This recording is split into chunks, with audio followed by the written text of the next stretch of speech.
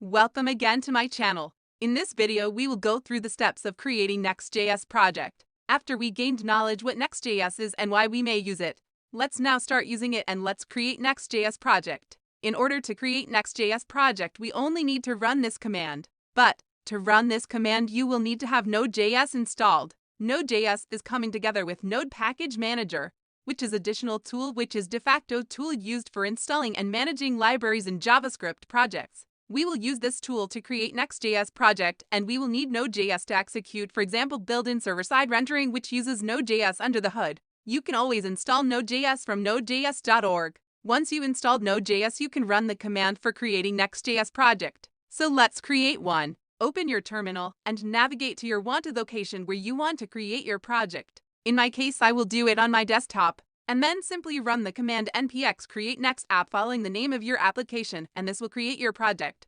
But before it completes the project, you will need to answer yes or no to the questions asking about additional dependencies. This command will create a folder for your project and install all core dependencies this project will need. Now let's go in my next video and look into the structure of the create project. Thanks for watching.